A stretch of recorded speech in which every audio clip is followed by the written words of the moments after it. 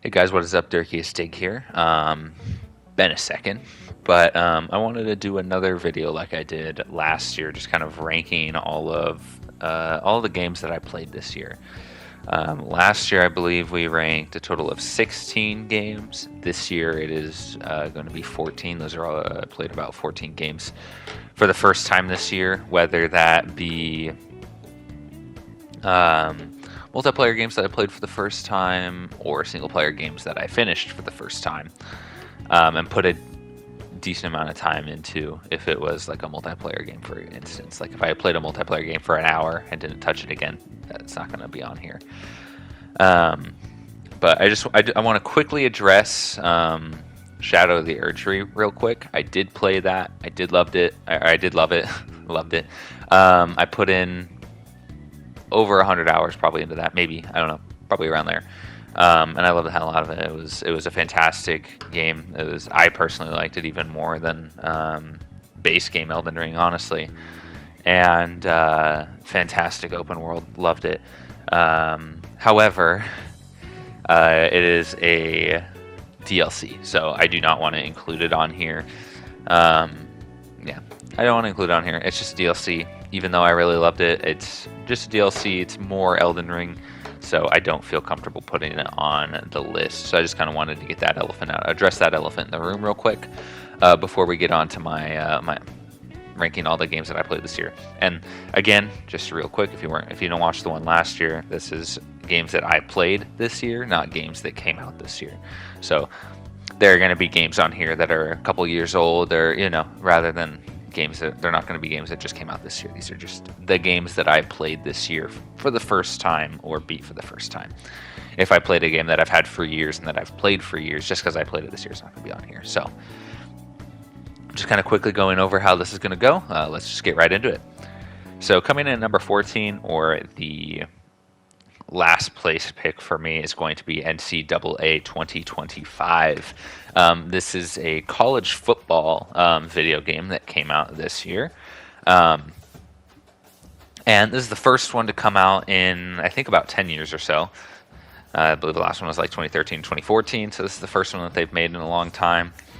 And I enjoyed it. I mean, I'm not a huge sports game person, so but I think this one was pretty good. I haven't played a Madden game in forever, but from what I've been hearing, it's kind of just the same thing every year. And so I think this one's probably generally better than whatever Madden game came out the past year, couple of years or whatever. So there's a decent amount of effort put into it. I mean, there's like 120 different college football teams. It's not the best looking game, but they did put a lot of effort into like creating all the different like 100 or so stadiums that they did have in the game. So, and all the different teams and uniforms and stuff like that. So I think they've done a pretty good job, and they did a pretty good job at putting in a bunch of all the different assets into it. One thing that was really frustrating is I just kind of played mainly like single player stuff. I didn't really go online, but the AI in the game is so frustrating. That was probably the most annoying thing about it, is because the computer controls both your team and the other team, other than like the one player that you get to control, and you get to choose like play calls.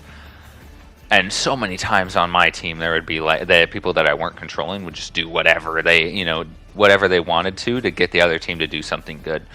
And it happened often. And like the most egregious thing was like sometimes I would stop the opponent team and they would have to punt the ball, and then one of the AI players on my team would just run into the kicker, giving them a penalty and giving them the ball back, which is annoying. And that happened often. So the game really likes to put you in a situation where you shouldn't be, just to kind of make it feel a little bit more difficult. So the artificial difficulty in that game is kind of annoying and the main frustrating thing, but overall it was pretty solid sports game. Coming in at number 13 is Smite. I played this game in the past before. I played it for like an hour or two way back in the day, probably back in like 2014 or 2015 or something like that. For a little bit, played it like an hour or two, didn't really get into it. And I did play it for about like 10 hours or so, I think a couple years back, but I still didn't really understand what I was doing. And this year I really dove into it. I think I put in probably 100 hours or so towards the beginning of the year. And I enjoyed it. It's a fun MOBA.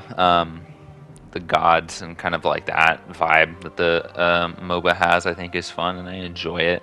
And I enjoy the perspective of the not like top down. I think that I don't really care too much for like the top down perspective in a MOBA, so I do like it how it's a little bit more kind of like a pushed back over the shoulder type feel, but it's not like will almost being top down. It's kind of a mix between the two, but not quite top down. So I enjoyed it. It's a fun MOBA. I mean, there's tons of different people to heroes to pick from and gods to pick from, so there's tons of variety because the game's been out for forever. I know that they made Smite 2. I think it's in early access or something like that. So I know they made a lot of changes to that. It's almost like a whole new game, but it's a fun game. It's a MOBA. If you guys are familiar with MOBAs, then it's about kind of what you expect for them. Nothing too crazy. Which kind of brings me into number 12, which is Predecessor, another MOBA that I played this year and I put about 100 hours into. I enjoyed this one just a little bit more. This one's a completely like third-person shooter type MOBA. There are some like melee characters and stuff like that, but I just like the gameplay a bit more, and yeah, I just like the gameplay a bit more, and like the heroes they're a bit more unique. Obviously, like Smite has the whole god vibe, which is still cool, but I enjoy a lot of the characters here. And yeah, I enjoyed just playing this game a bit more, and it was something that I feel like I could just get into.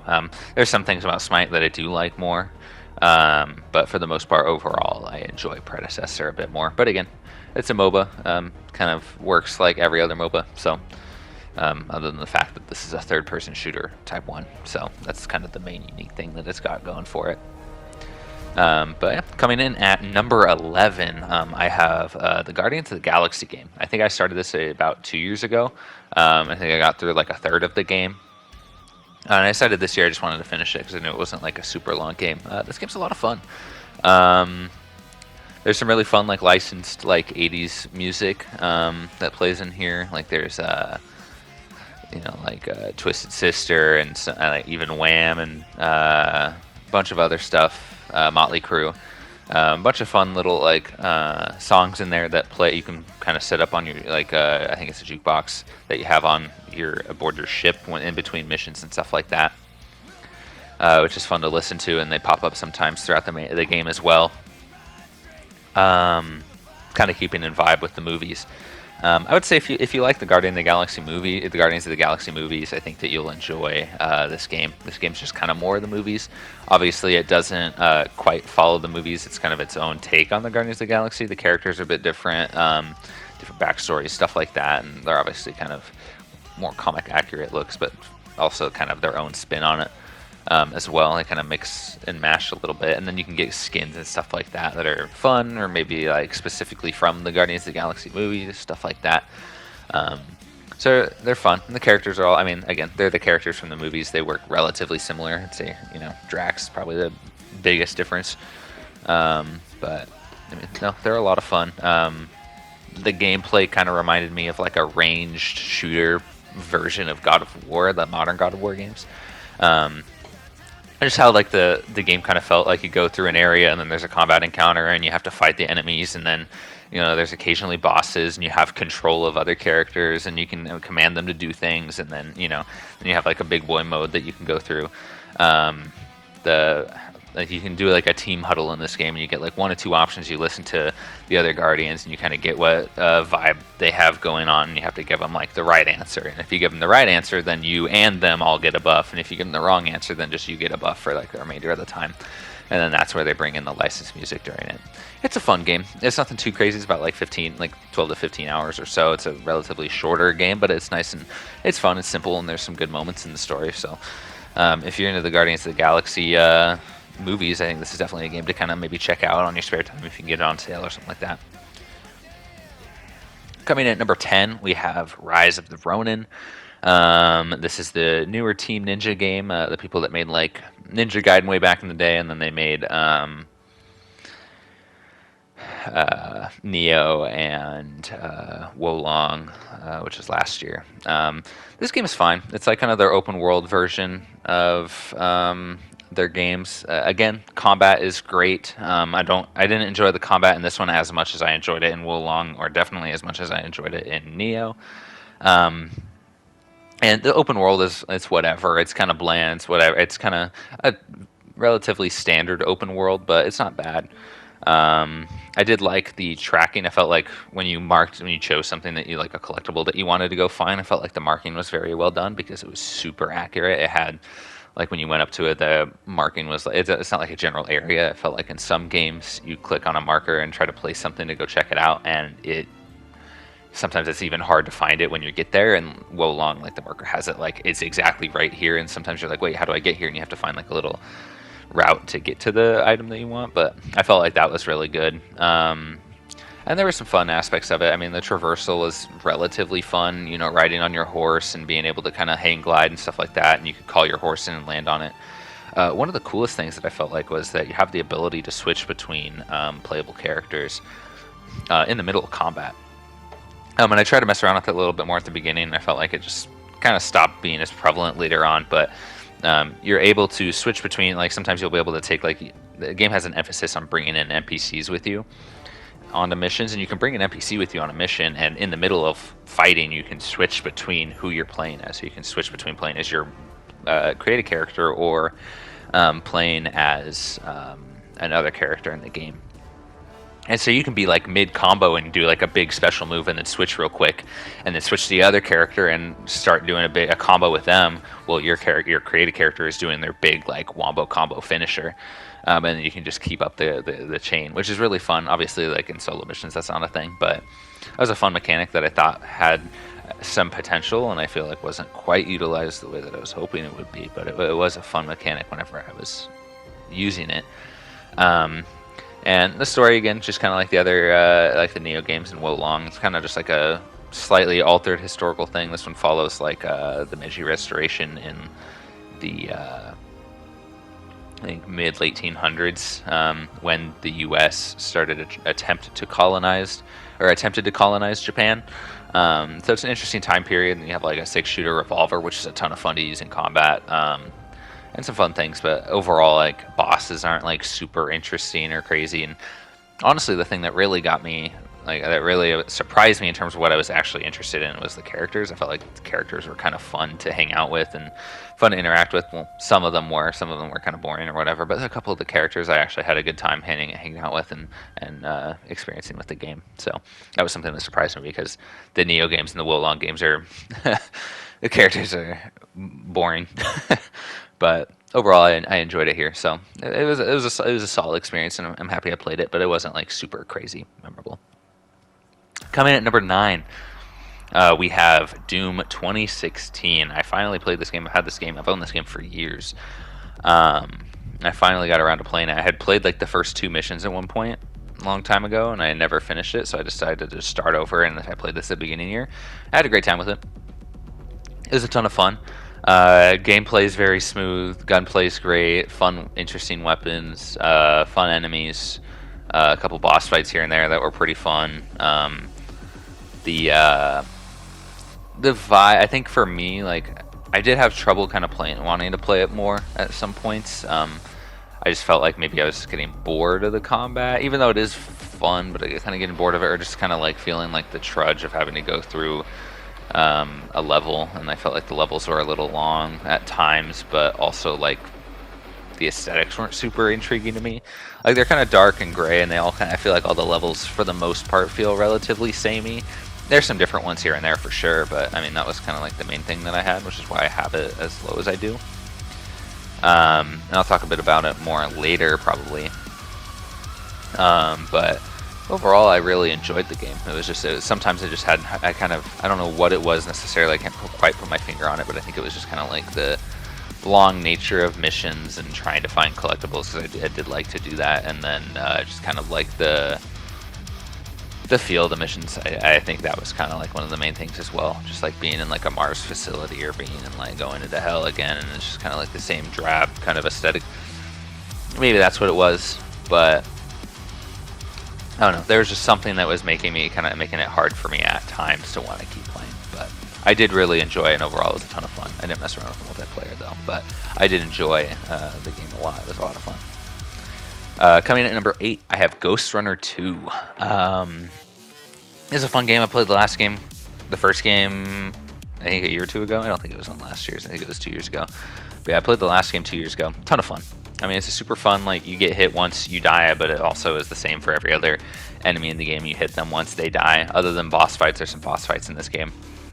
This game's a ton of fun. It's kind of like a cyberpunk aesthetic, this like future dystopian city called the Tower, and it's really cool, and it's a ton of fun.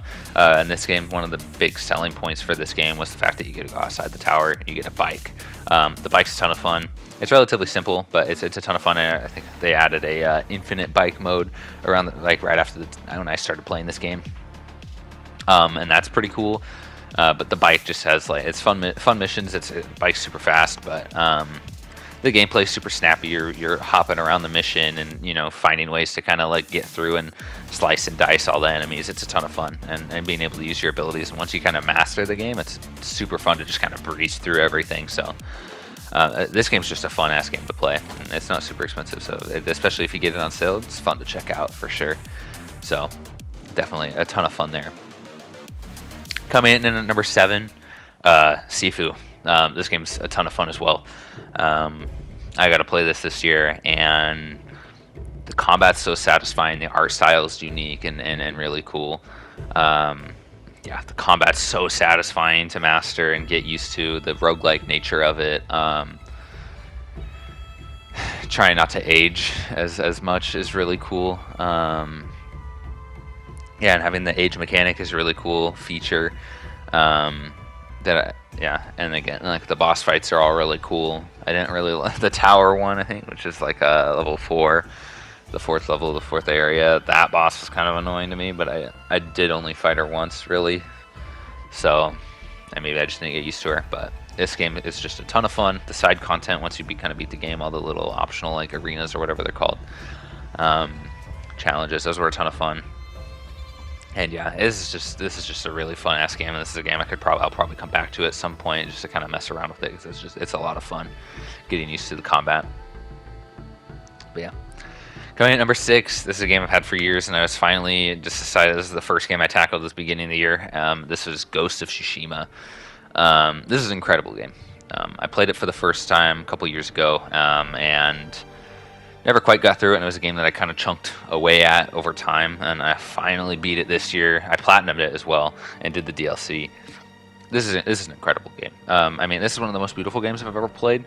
It's just the art style, the graphics, everything. I mean, you're walking through the world and everything feels like screenshot worthy, and like you turn to the left and you see like these beautiful like cherry blossom like hills and stuff like that, and then you look to the right and there's this beautiful like tall white pampas grass like field, and it's beautiful. The game's incredible.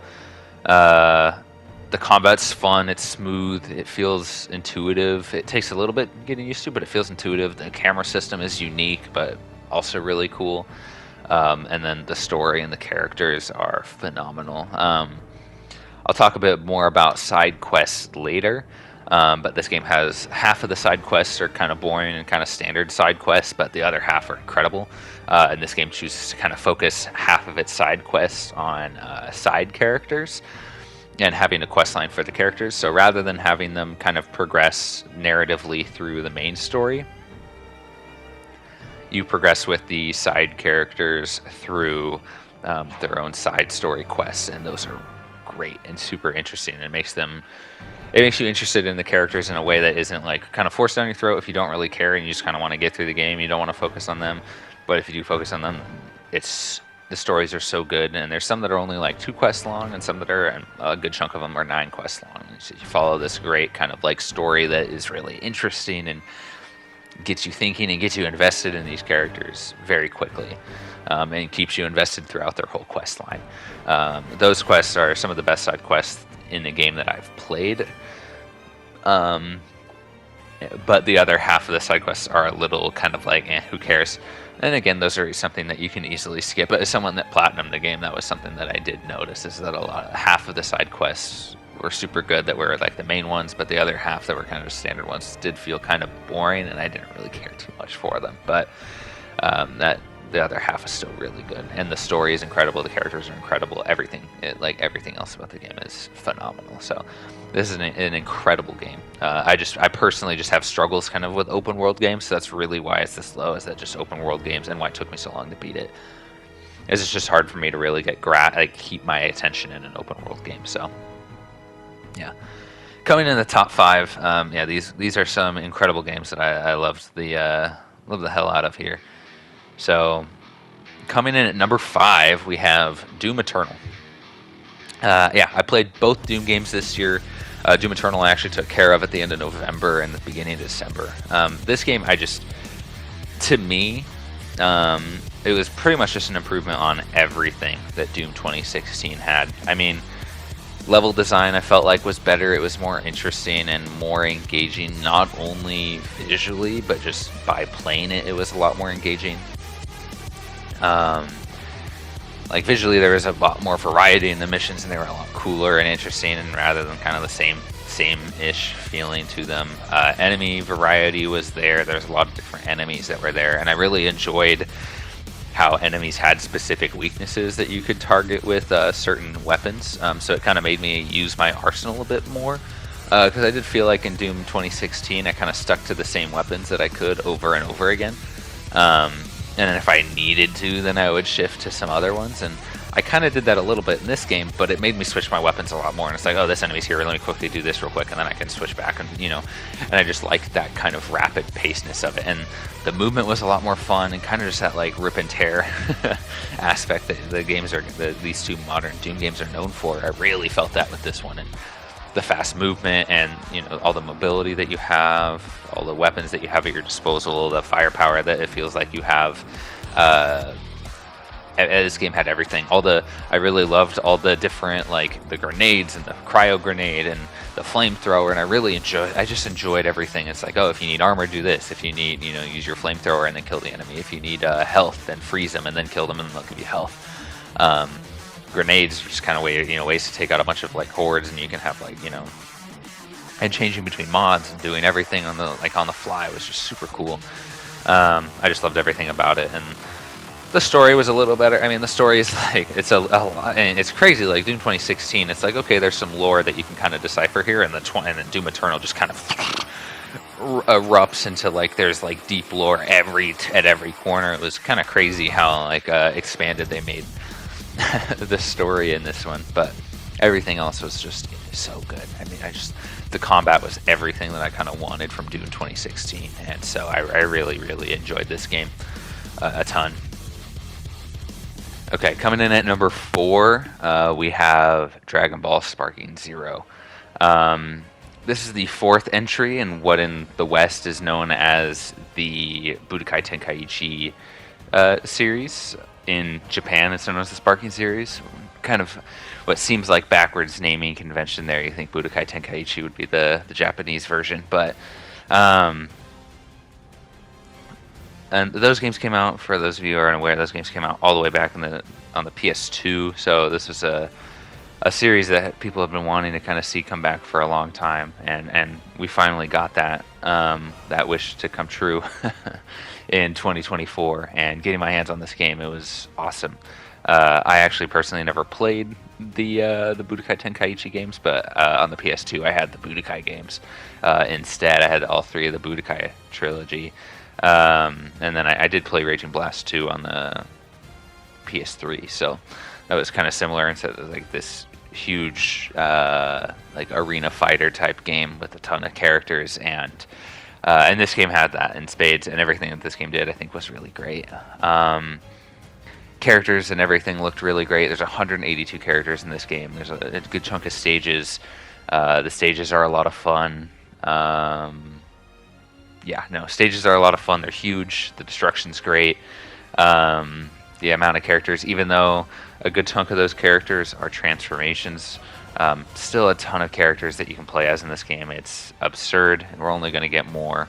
Obviously, there are some characters that you can kind of be like, oh, I wish this character was in the game, but I'm sure that we'll probably get those characters added at some point in the future. But even if they don't, some of them don't get added, I mean, there's so many characters in the game that I'm really not missing the characters that are missing that much.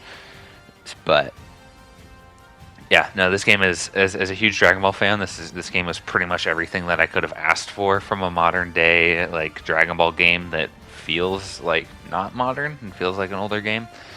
And yeah, this is everything I could have asked for this type of game. So easily kind of deserving of that number 4 spot for me. Coming in at number 3. This one kind of does the whole like it keeps the same aesthetic throughout, but it just does it so much better than I felt like Doom 2016 did. This is Dead Space, the Dead Space remake.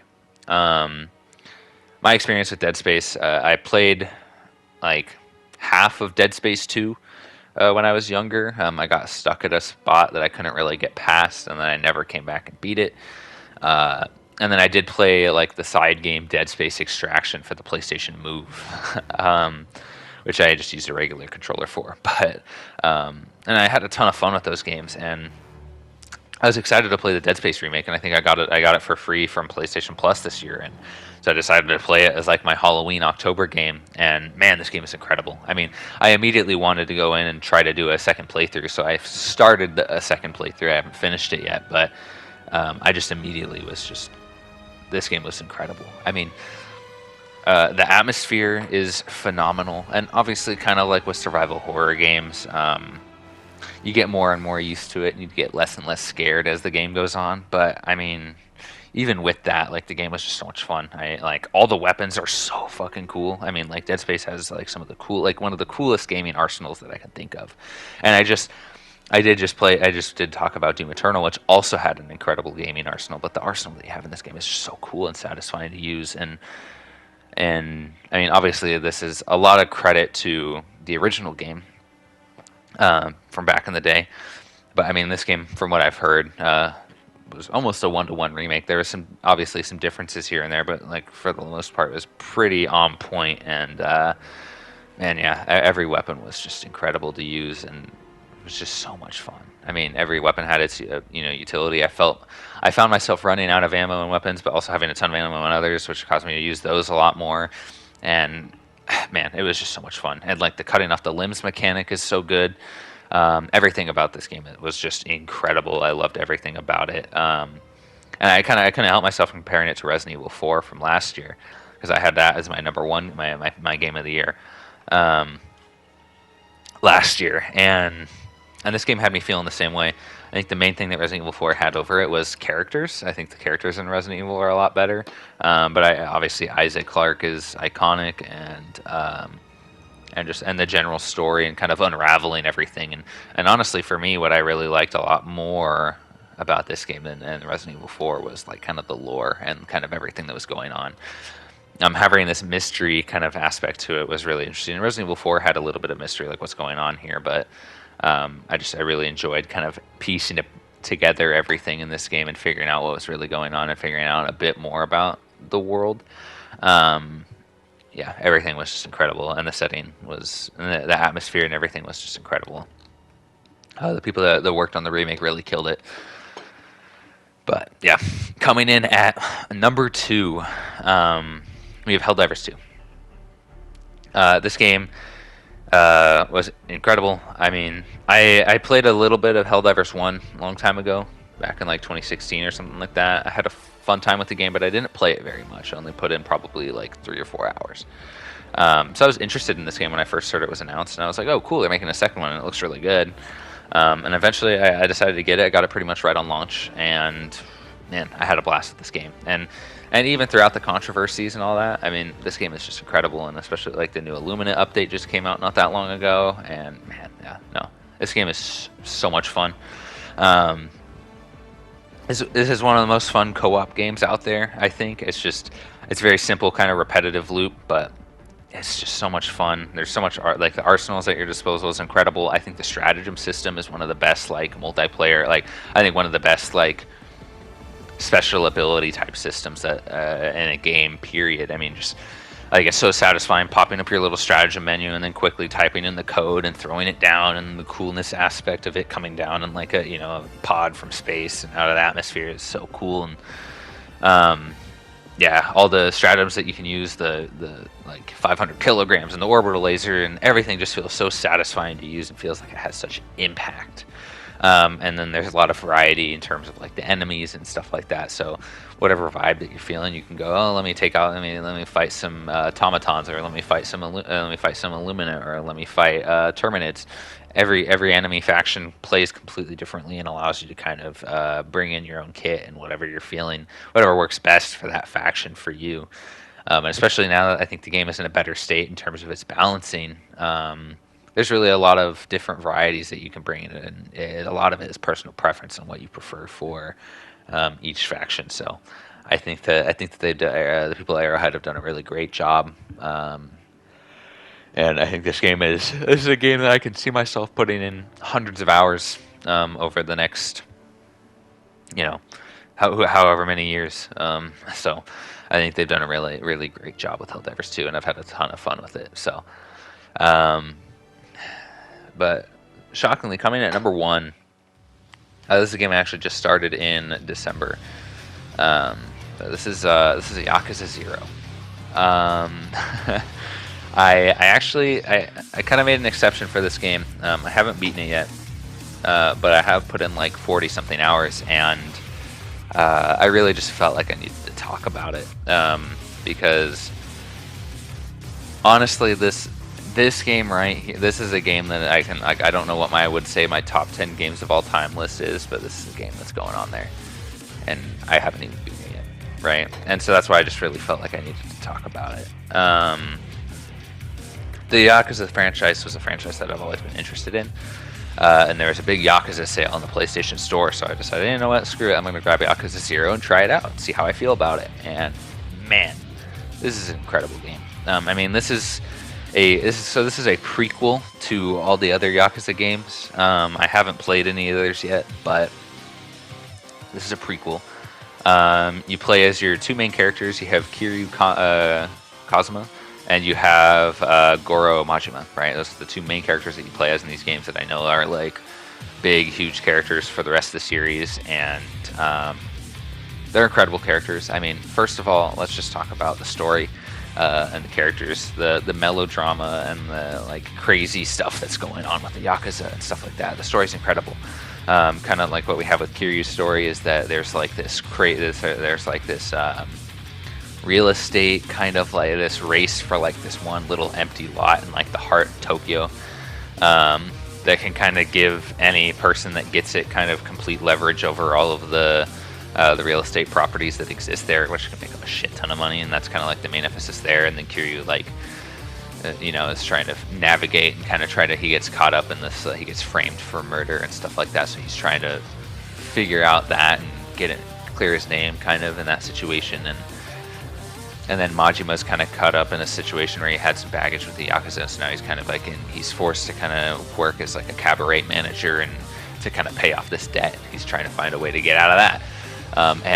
And obviously like stuff ensues, and the story is just incredible, and it switches between, like characters at times, and like at first, when it first switched me from, you start off as Kiryu, and when it first switched me to Majima, I was like, okay, I'm enjoying this, but I would like to kind of get back to Kiryu. And by the time that I was done with that first Majima section, I was like, damn, I want to stay here. And then it was time to play as Kiryu, and I was immediately hooked right back in on where Kiryu's story was at. And then you jump back to Majima, and you're like, oh, things were getting really good here. But then you're immediately hooked right back into where you left off with that other story. The game just does an incredible job at switching between characters.